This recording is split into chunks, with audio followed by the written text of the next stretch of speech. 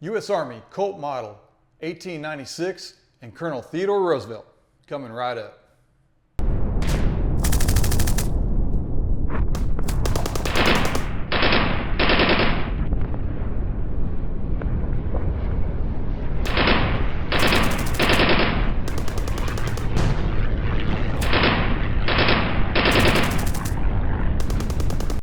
Hi, my name is Ken Klaus with Unboxing Military History.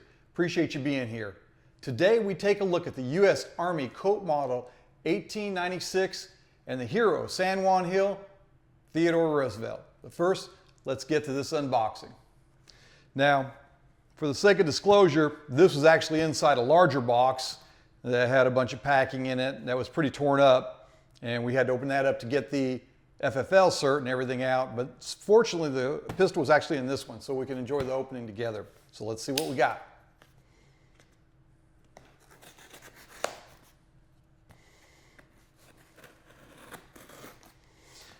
Now, typically I focus more on World War II surplus, but in this case, it just looks so good. You know, sometimes an item just speaks out to you and you have to have it, and that's the case here. So, looks like we got some more paperwork, some packing,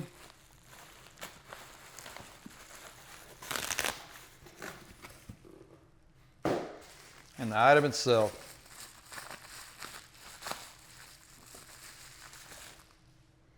And there we go. Looks beautiful.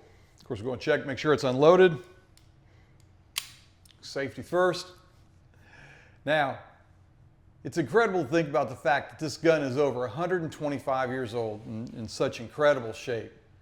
This revolver was produced primarily between 1892 and 1903, and it's a double action revolver, which means you can fire in two different ways. One by pulling back the hammer, and then pulling the trigger, lighter trigger pull, a little more accuracy, or just pulling back the trigger itself.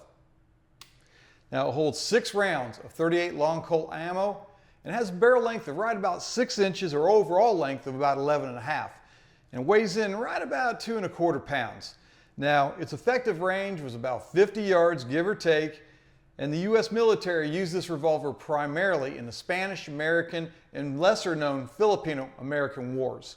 Now one hero of that Spanish-American war is the famous Colonel Theodore Roosevelt. Now, Theodore Roosevelt was born October 27, 1858 in New York City, and he faced a lot of challenges as a child. He had severe asthma and physical weaknesses, but fortunately, through the encouragement of his father, he was able to turn to activities such as boxing, hiking, horseback riding to build his strength and develop the resilience that would define his life. Now, Roosevelt's military career, although brief, left a lasting impact. And in 1898, during the Spanish-American War, he left his role as Assistant Secretary of the U.S. Navy to lead the Rough Riders, a volunteer cavalry group made up of cowboys, miners, and Ivy League athletes. His moment of glory came at the Battle of San Juan Hill, where he courageously led his men up an uphill charge through intense enemy fire. His leadership was crucial in the capturing of the hill and securing a key victory for the United States. Now, his act of bravery made Roosevelt a national hero. Following President McKinley's assassination in 1901, Roosevelt became the 26th President of the United States, and he actually won re-election in 1904. Now, Theodore Roosevelt passed away in his sleep January 6, 1919, at the age of 60.